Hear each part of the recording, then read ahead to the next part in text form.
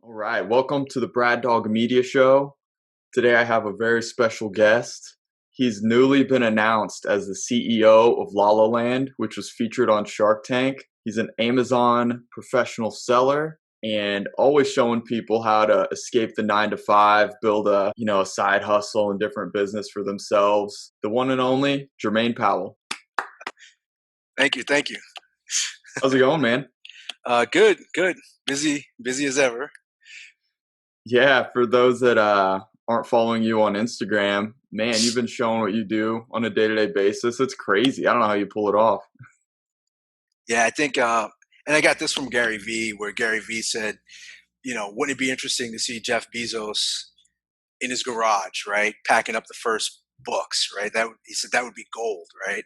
And not to say that I'm Bezos or anything, but as I get further along in my career, it's good to see like I'm just a regular guy with like an incredible amount of hustle, right? And that's it. Totally. Yeah, you can definitely see that. So, man, this just got announced, at the time of recording. You've been the CEO for a week and a half now Yeah, exactly. A week of and a half. Lollaland? Man, so how in the world did this come to be? Yeah, so I mean, basically, after Lowland was on Shark Tank, I actually worked for Playtex Baby, and the co-founder and I were both in Germany at an infant show, and we both knew the same people, and we sort of met at a dinner. And he had a familiar face, so familiar from me watching so many reruns of the show. He was on the show. He had a segment after the show, and then he was on Beyond the Tank or Beyond the Shark. So I had seen him so much, I thought I knew him. And he was like, "You don't know me," and I'm like, "No, dude, I know you." And then finally, someone's like, "You might know him for Shark Tank," and it was like, "Oh my god!" So I was just like, I was almost like starstruck, right? And he's just like a regular guy. But from then, we sparked a relationship, and it's been over 4 years. And I was in I was in Playtex brand, and it was sort of like a huge brand backed by Edgewell, which is like a huge company. So I had a lot of experience in that realm, and I was able to consult with them to give them that perspective. And that really just fostered a relationship. And he knew that I really understood the infant business, and I understood moms who are our core customer. And he just thought, hey, if we could ever bring you in, you'd be the missing ingredient that our company needs to sort of take it to the next level. Man, that's awesome. How many years ago was that you About met him? 4 years ago. 4 years ago. 4 years later now, Yep. he Yeah. got Who you. would have known, right? But again, that's all relationships. I mean, this is the biggest job that I've ever had. Didn't have to interview, didn't have to put on a tie, didn't have to answer questions. It was built all on relationships. And if you would have told me that 4 years ago, I would have been like, because people always say that, right? At some point, it's like who you know, and I used to call that all crap. I was like, oh, come on, man. But like, totally, that's exactly how this came about. Man, that's so cool. And for those that don't know, Lala Land was picked up and invested in by Mark Cuban and Robert Herjavec. So pretty crazy, couple of big names. And you're telling me before that Mark Cuban is actually the owner of Lola Land's phone, and he was showing that off to you Yeah, 4 years ago. yeah. It's incredible his engagement. I mean, you can send Cuban an email, and I mean, this guy's a billionaire, right? A billionaire. Um, and he responds in like 15, 20 minutes. Yeah, it was just like unbelievable. Man, Yeah, he's he such a watches like beast. every dollar. Yeah, he seems like that guy. He's so engaged. He's not, a hands-off type of owner. Do you know how much he was involved with the company over the past 4 years? No, I know they had like weekly or I would say at least quarterly check-ins, and I know with Robert's group they also had like normal check-ins where kind of state of the business, are you achieving your goals, or you're not achieving your goals, and sort of keeping them on pace. But beyond that, I don't know too many of those details. Right. Yeah, and things are just kind of unfolding here, so not sure how much you can discuss. But Robert and Mark actually sold out of the company. It sounds like. Yeah, so basically, their whole job was invest in the company, help it grow to a certain level, and if your company can be acquired, then that's a success, right? And that's basically what happened. So they basically worked with Mark and Hannah, the co-founders, got them to scale, and basically investors came and decided to buy the company. So it's technically it's been sold. Cool. Yeah, that's something I don't think a lot of people think about, and they might imagine that these Shark Tank guys just keep these companies forever. But I think this is more of a typical goal of getting to the point where you can actually sell and make a quick profit. I mean, granted, 4 years, but that's relatively quick, right?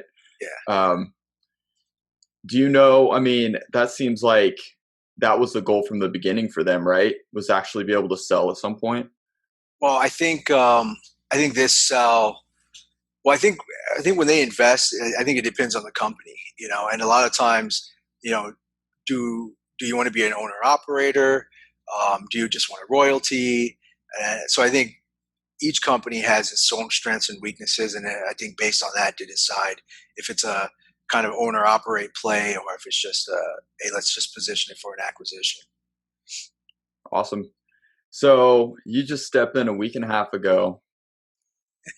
As newly announced CEO, where do you start? What do you want to do? Yeah, so for me, the value is brand equity. I mean, they have a really strong brand. A lot of it's because of Shark Tank, um, but the logo, the name, the cup, it's all recognizable. If you look in sort of through their history, they have pictures where Jay-Z's carrying one of the cups. So I say, let's build brand, right? Let's stand for the mom, right? So we sort of sit down, we go through a few weeks of sort of their history, their troubles, and where they're going in the future. And I say, okay, we're not going to be a product anymore. We're going to be a lifestyle brand where we're going to be obsessed with like inspiring, encouraging, and empowering and equipping parents with like information, insightful discussions. So like a mom could come to our Facebook page and just feel like these guys really know parenting, really understand moms. And then, oh, by the way, we have fun, functional, stylish products for sale as well. So it's all about brand building. I'm not Yeah. going to sell you a cup on Facebook, right? I'm going to sell you a place where you can come, meet with other moms, talk to people who really understand the industry and products. And if you so happen to want to buy a cup, you can click over here.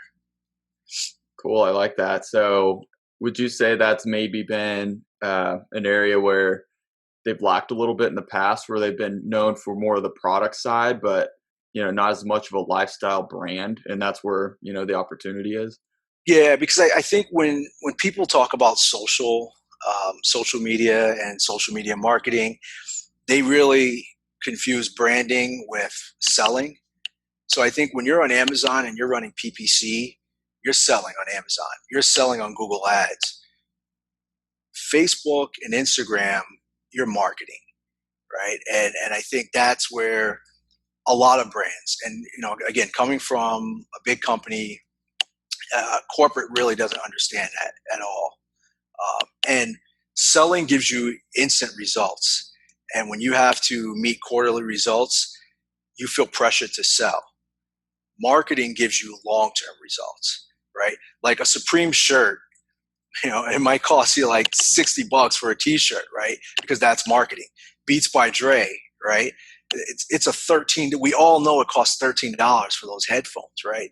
But you'll pay 120. So it's the marketing, the long-term marketing gives you the ability to create the lifestyle to sell more luxurious products, right? And I think that's sort of where we are. We're just, and if you don't have that experience, you don't have that context, you feel pressured to sell and meet those quarterly objectives. But when you sort of put money as even a third goal, right, not even the first or second, it allows you to sort of build the community that you would want if you're that consumer. Yeah, I love it. And that's such a nice long-term approach to of developing that brand loyalty and, getting customers that might be around for 20 years, thinking of the whole life cycle, of a customer, and not just that one sale that a lot of corporate, heads might think about.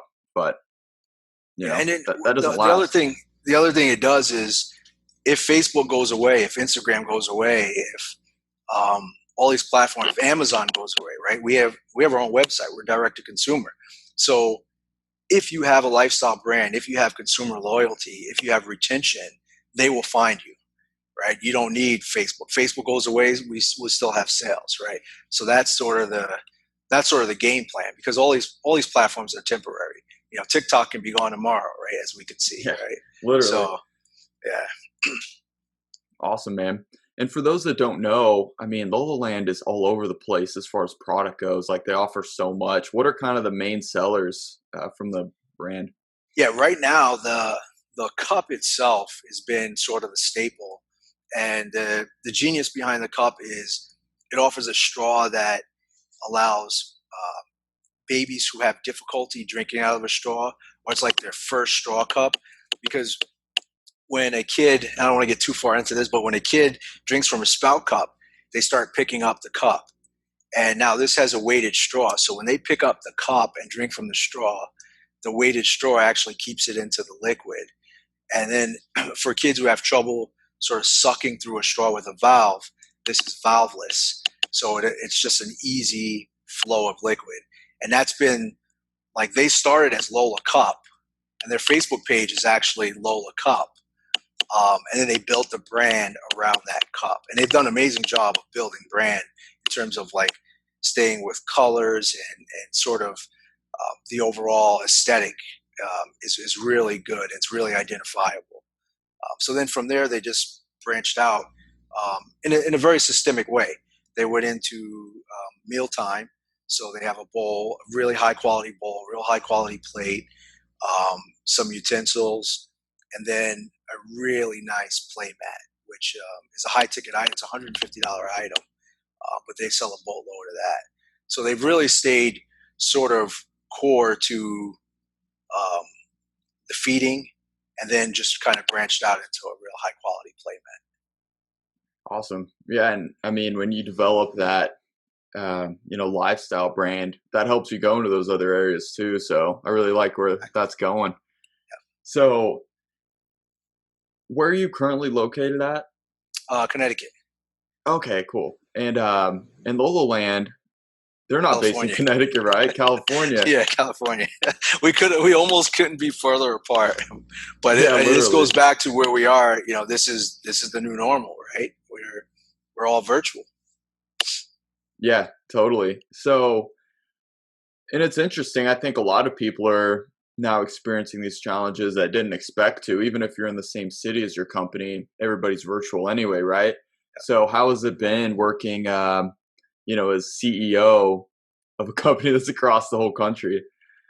Yeah, I mean it was weird, but from March basically all the way through August, we've all been weird, right? Like, we've all been Right. working from home. We've all been in t-shirts. We've all had kids screaming in the background.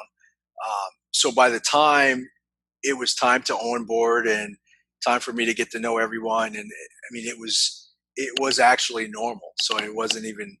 But if this had been in February, I'd be like, what are we doing? I need to fly out there.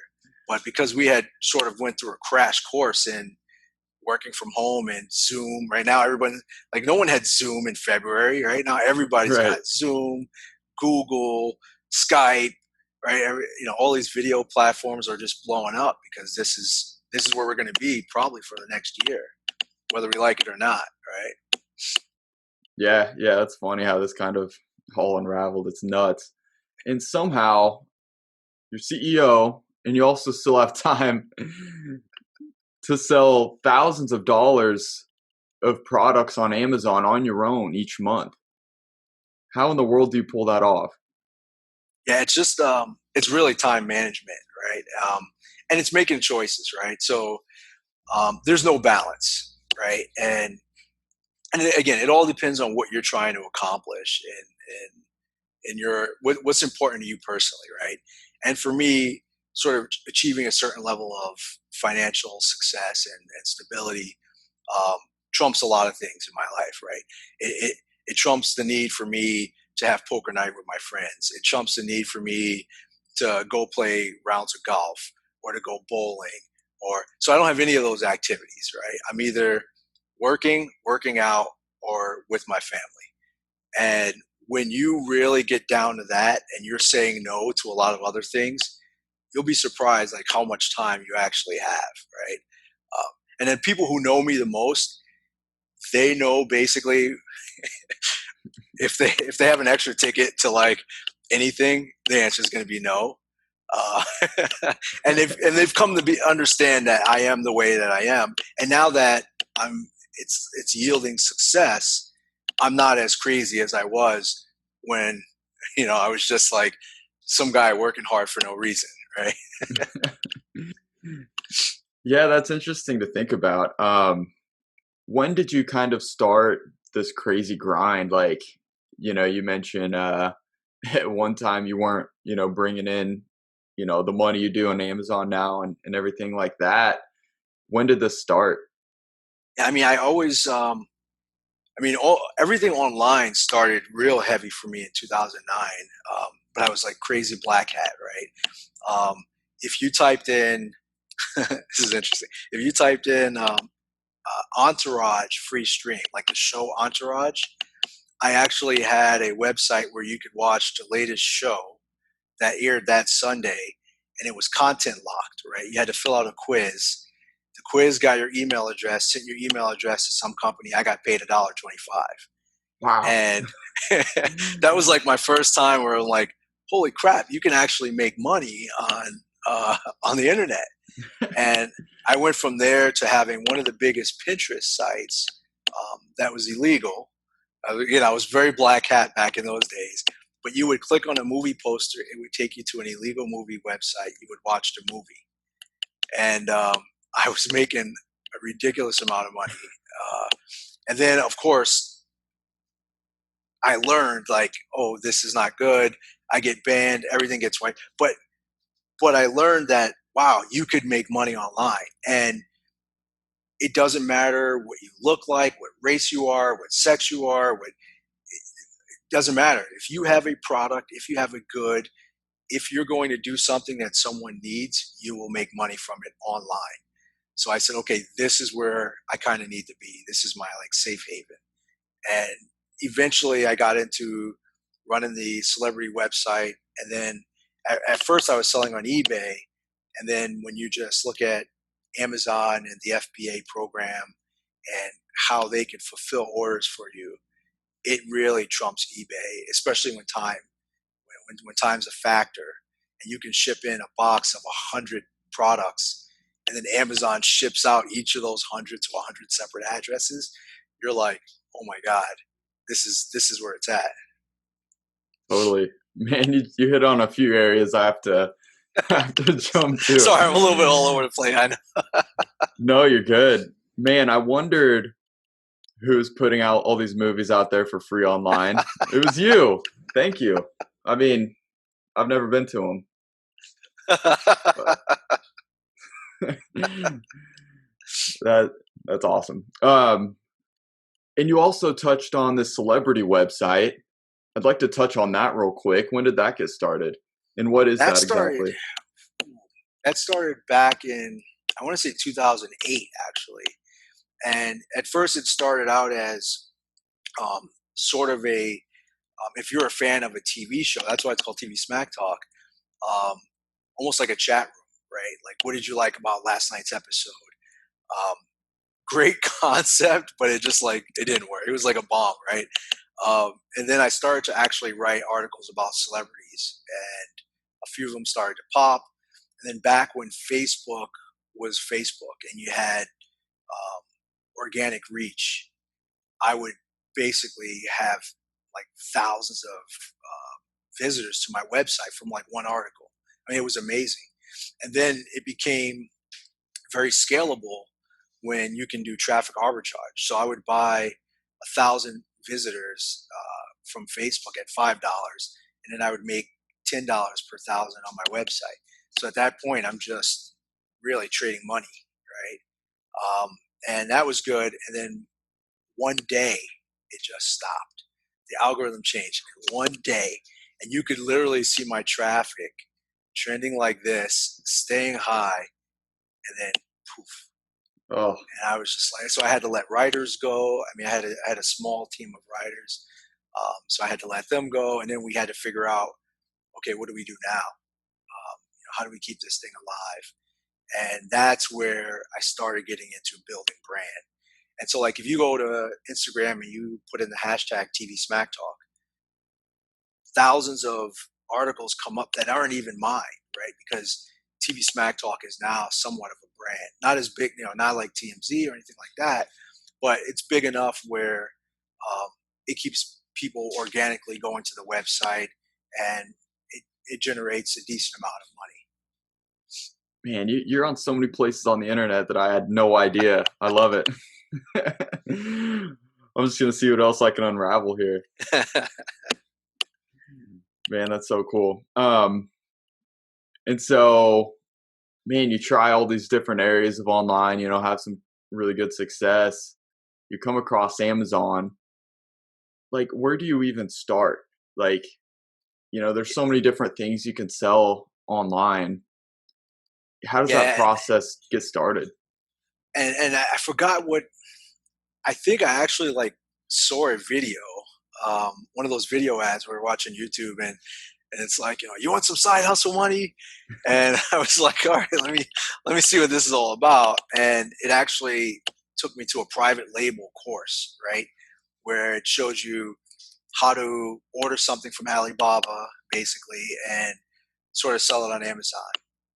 And I landed on these like my first product was like a penis shaped cookie cutter, right? Because I had this software and it showed like there's a high demand for these items, but not a lot of supply, right? And I was like, I don't care what it is, right? I mean, I had to explain to my wife why I got like a crate of 1,000 penis shaped cookie cutters, Yeah, she had but some questions. yeah. But so once I started to do that, and then as I started to look for more items to do private label, I saw that there were some items that were selling on Amazon that I could buy from like Walmart.com and sell at a higher price. So when I started to look into that, it was like, this is called online arbitrage. So it was actually a thing, or it's called like OA. And really the secret sauce, and I don't mind, like, you know what, I never mind like telling people what I do and exactly what I do, because it's execution, right? Like everyone can sit here and listen Oh to a yeah. podcast and be like, "Oh, is that's what he's take notes?" But then no one's ever going to do it, right? And if the one or two people that do it, okay, good luck competing against me, right? So I have no problem. Like I could tell you exactly what I did. So I stumbled onto software called Tactical Arbitrage, right? And they give you a 7-day free trial. And I went through the 7-day trial, and like every 7-day trial, I learned nothing in 7 days. They charged my credit card, and now I'm like, okay, I have a month of this, right? Because they charged me. And I watched every video on YouTube. And what this software does is it says, hey, on these .coms, they're selling these items. On Amazon, they're selling these items at a higher price. And you literally buy this and sell it here. And after a few mistakes, I kind of got into a good rhythm of got stuff showing up here, put stickers on them, ship them right back out. And then I'm like, okay, you can really scale this thing. And now I'm in the process of just really scaling it. And how I work, and if you could see from my Instagram stories, is my goal is to get as much product here by Friday afternoon, and then spend the weekend prepping it, getting it ready, and then shipping it back out to Amazon on Monday. So really, my time spent hands-on is like Saturday and Sunday. Okay. Yeah, that's going back to time management. So, during the week, it's a little more focused on your role as Everything CEO. else, yeah. Yeah, well, yeah, geez, everything else you have going on, right? Man. So, I also hear you have this rare gift of not needing to sleep. How many hours of sleep do you usually get a night? Yeah, so that plays a part into all of this. like 2.5 to 3 is like really indicative of like a Monday through Friday. The weekends, maybe I'll get 4 to 5 hours. And like maybe like once every 6 weeks, like I'll get into a Saturday where like I'll have to like nap or something like that. But really, I'm like a 2.5 to 3 hour, and I know that's rare, and that's why I keep the pressure on myself to like make something of myself, like do something with this. Like, don't be a guy that can sleep for 3 or 4 hours and then spend your time watching TV, right? I almost spend no time sitting down watching TV. If I'm watching TV, I'm either packing Amazon stuff, I'm working out, or there's no sit down with like a bowl of ice cream and veg out and watch a movie for 2.5 hours. Right? It just doesn't exist in my world, at least right now. Yeah, man, I like it. So not only do you have the advantage of needing a little less sleep, you also cut out the, non-necessities and, I guess the lazy activities, right? So you're getting an edge in multiple areas and, you know, getting all these edges on competition, right? Yeah, and again, it's all about what's your goal, right? And you got to ask yourself, is this getting me closer to my goal, right? And it's usually no, right? Then you shouldn't be doing it, right? So, but if it's with my kids, and my kids will tell me, "Hey, Daddy, sit down on the couch and watch TV with me," right? Well, that's different, right? I'll take that half hour, sit down, watch TV. Um, but like just to like watch TV or play around a golf, and I don't know if you're a golfer, A um, little bit. but 18 holes, my That's God, right? Like that's half that's the day. it's half the day. And there's people who play golf like every week, right? And that same person that plays golf will go to the gym with his buddies. He'll go out and have drinks occasionally. He'll None of that. I don't do any of that. I'm either working out, or with my family, right? Like that. That's it. And that's why I'm able to do so much. Man, it's crazy impressive. With all this going on, do you kind of have like an end goal, an end game in mind of like what you want to reach? Yeah. So I think so. This CEO gig is somewhat unexpected, right?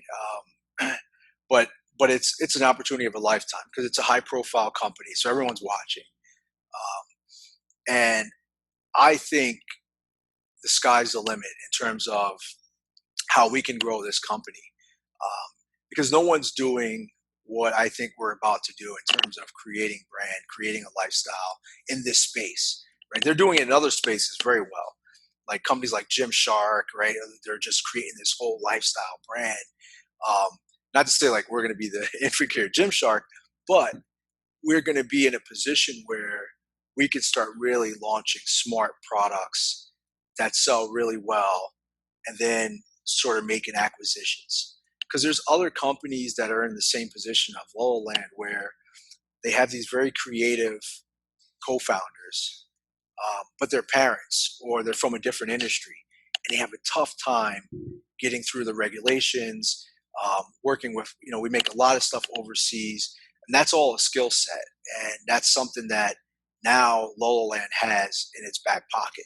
So let's look at this brand that's profitable, but they can't expand, right? Let's acquire them, right? And let's really grow this out to be a 30, $40 million business, which now, if you would have talked to me 3 months ago, that would have been a goal of mine to run a 30, $40 million business. But now it's very possible, right? At the same time, I want to still take my Amazon business, right, and I want to grow that to a level where, um, I can get a warehouse and I can build a small team of employees, because I'm all about creating like family teams, team building. So I think with Lollaland, they've already had that. And they've invited me to be a part of their family, but I would like to also create, around Amazon, right? You can give good people good jobs and create that sort of atmosphere as well. So yeah, I'm a Awesome. little, again, a little all over the place, but like that's just me. Yeah, yeah, totally. So you have like two, you know, pretty big size things going on at the same time. And it's just about managing them both. It's a lofty Exactly. goal for sure. Um, so a lot of people wonder, why bother with, selling Amazon online? Maybe they have a full-time job, but they don't really get the idea of selling things on Amazon or doing some side hustle and things like that. But I mean, what's the importance of having multiple incomes and having some of that diversity? Yeah, so that's a good question, right? So I would say more importantly than a side hustle. Well, for me, it's important in a different way, but like more importantly than a side hustle, you should have 10 months of income saved up, right? And if this pandemic didn't teach, like I learned that in 2009, right? Where I would argue, hands down, I was the hardest worker at the company that I was at, like by far. I opened the place in the morning, I made the coffee, I closed the place at night. I still got laid off. And I mean, that hurt me to my core, right? It's like it bruises your ego. I mean, it questions everything that for someone like me, it questions everything. Like the world didn't make sense, right? And I was putting my money into so many different things. I had a truck washing business, I had a t-shirt business, and it caught me with my pants down. And I said, okay, lesson learned, right? I'm never going to be caught short like that. So 10 months salary, you got to have that in the bank. And anybody who's going through any hardship in this pandemic, if they had 10 months salary in the bank, they're relaxing right now, right? So that's to me, like that's like paramount. Now, why have a side hustle is, you know, um, one is it helps you build skills that you might not be building at your regular job, right? Besides the income, because a lot of times it's not really for the income, right? It's for um, something that you love to do, and oh, by the way, you can generate income from it. The other reason to have a side hustle is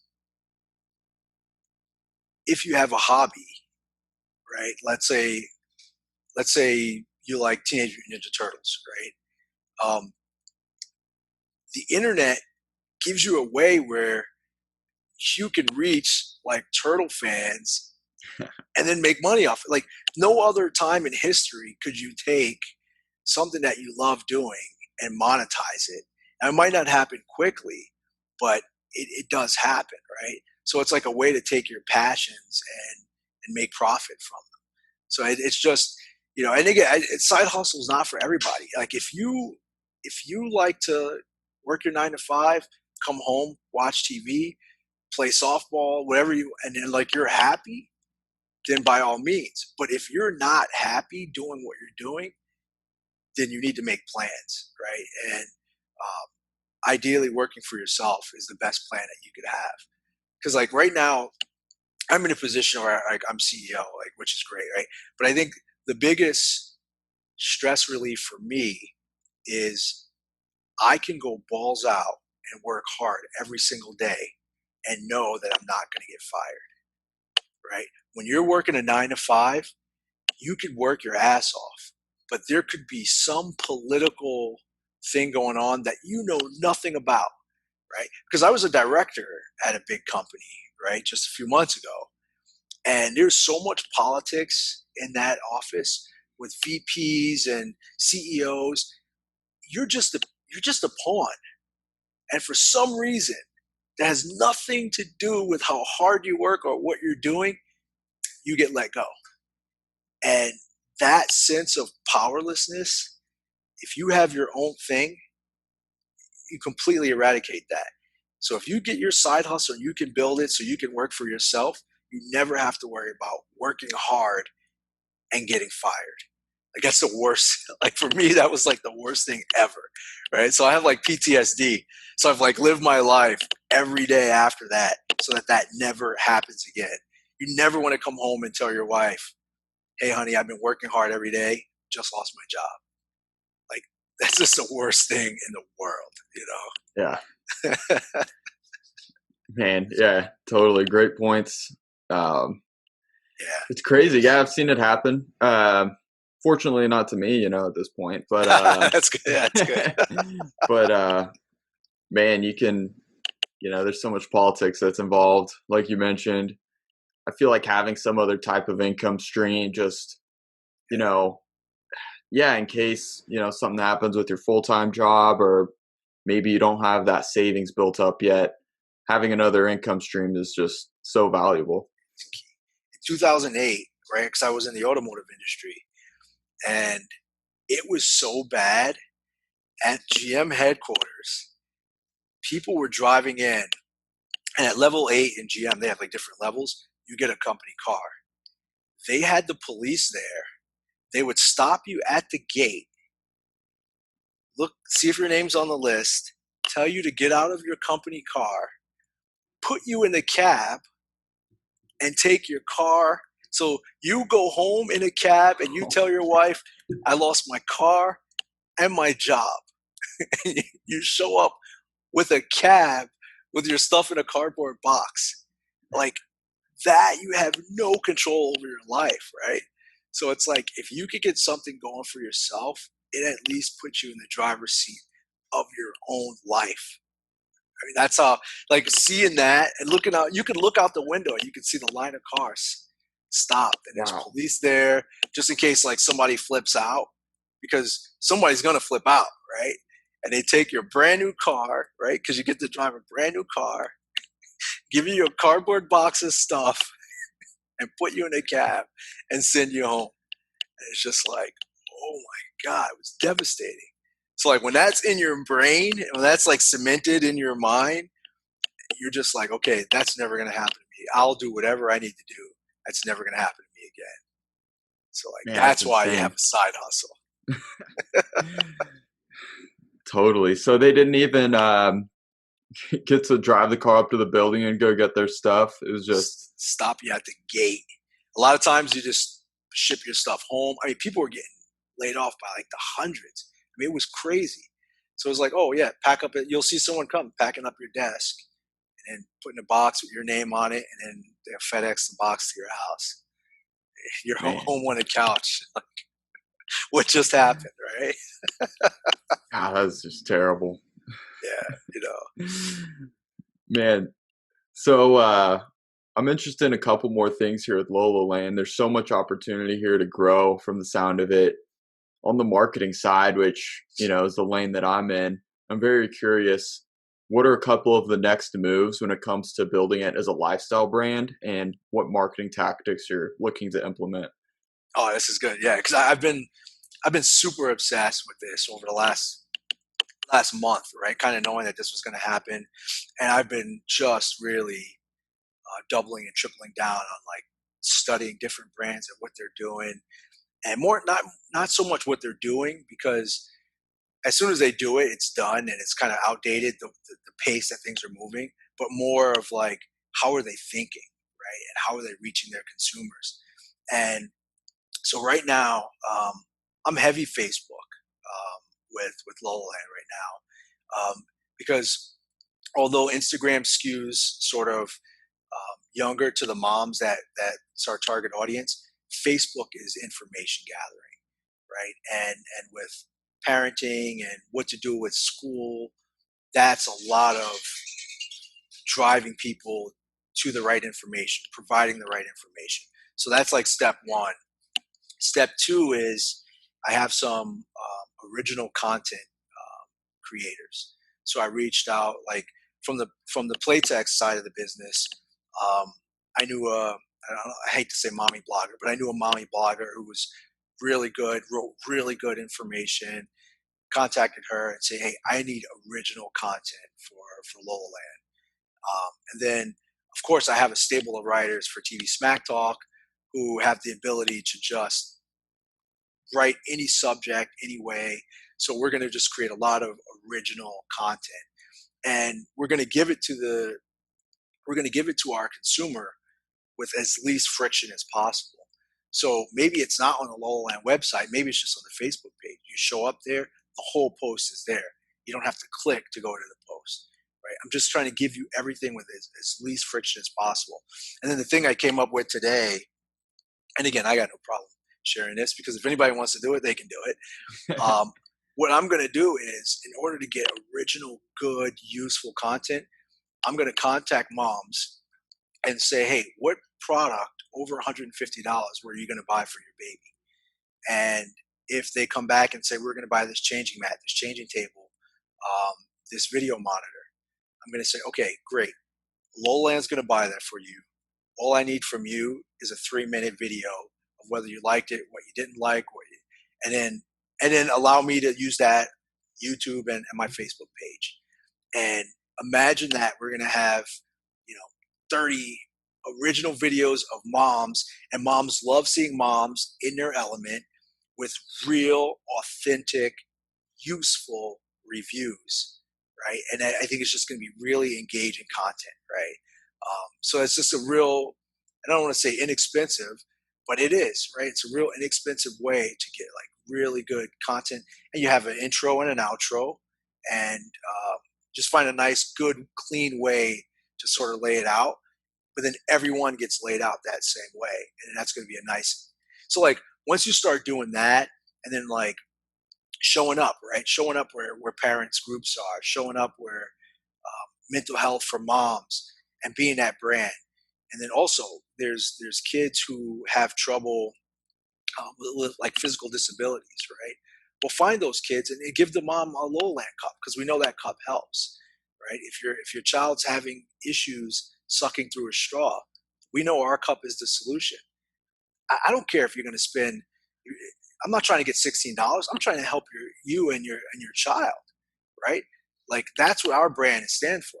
Like, oh, here's a link. Our cup is $16. $16? No, here's the cup, right? Like I'm not sending you a link. I'm sending you the cup. Give me your address. The cup shows up, and when that runs out and it breaks or whatever, hit me up again. I'm going to give you another cup, right? Because we're not here to make $16 off of you. We're here to like build a lifestyle, right?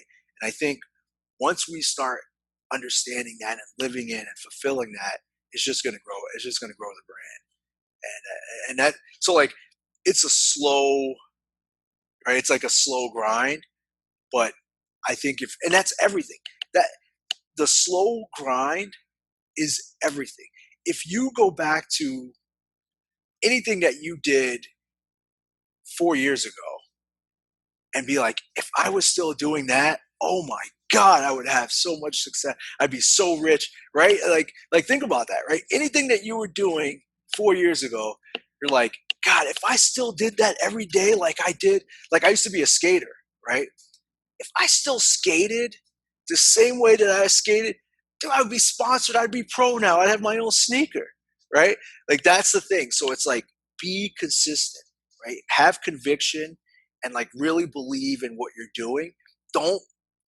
Listen, but don't listen, right? Like listen to what people have to say in a way that's going to make you better towards your goal, but stay on your path because 4 years from now, you'll be like, damn, look where I was, right? Versus, man, if I was still doing, you don't want to be the man if I was still doing it guy, right? And that goes for anybody, anything. Go back 4 years ago. If you were still doing whatever you were doing, you'd be great today. Or maybe it's like 5 years or 6 years, whatever it is, right? But it's like, you got to stay on the path. So that's what we're going to do. We're going to build this brand and we're going to slow grow it, but we're going to be like honest, true about what we're doing. And we're going to add value. We're going to be consumer obsessed, right? Like people, oh, do you have the original receipt? Don't return it so you don't have to. No, if you have a Lollacup in your hand and it's bad for some reason, I don't care where you got it from. Here's another one. It's showing up. I'm the CEO. I don't have to check with anybody, right? You have a bad Lollacup product. I don't care what it is, where you got it from. Give me your address. Another one showing up, right? Because we are consumer obsessed. We want you to be like, God damn, that is awesome. I'm going to make sure my friends, when I go to an infant, a baby shower, I'm buying Lola stuff, like Lola.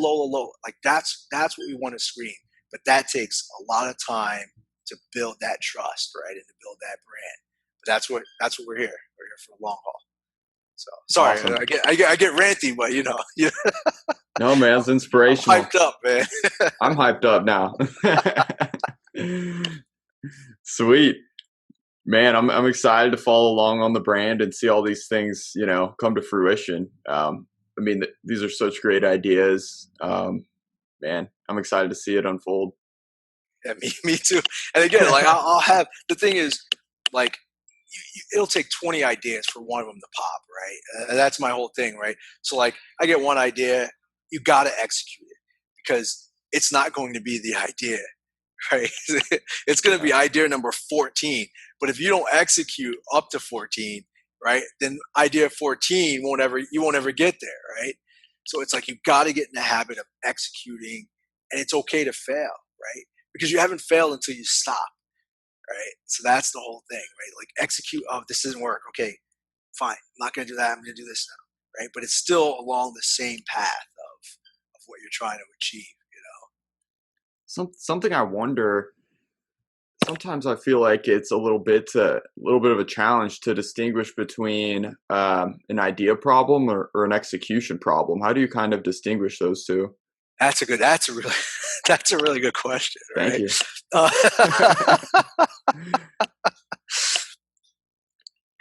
I think you can know if your idea is good, right? And then you're execute. That's a good. That's a good It's question. tough. I battle with it all the time. That's a good question. Uh, yeah, You so I know, think in execution you could fail fast. I think. So I think if you have a big idea, right? So you want to make an electric car, right? Like fundamentally that idea is good, right? But like I think as you're executing, you could fail a bunch of times, right? And just fail fast and then change the way you execute. But I mean okay. that's a tough question. Yeah, yeah. I come up with a good one every once in a while here. Oh Awesome, man. man. Who knew you had so much going on? I knew you had a lot going on, but geez, it felt like we kept unpacking more and more in this interview, which is amazing. Man, Yeah, what should the people be keeping an eye on, and what can they look forward to? yeah, I would just say if you don't, my Instagram is hustle.com, right? Um, I would say my next and my Instagram account is great. So if I don't say so myself, no, it's great because you see a regular, like I'm just as regular as they come, right? Like I don't have like big muscles, right? Like I'm not like shirtless on Instagram.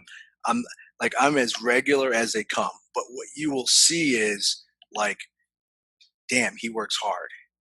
And you might not see the daily progress, but when you go back and you look at what I posted 4 months ago or 5 months ago, you're like, whoa, he did hit that $10,000 mark. Well, he's gonna, and I would say, follow me and watch what I do at Lollaland, right? Because it will be as like we have the talent, we have the team.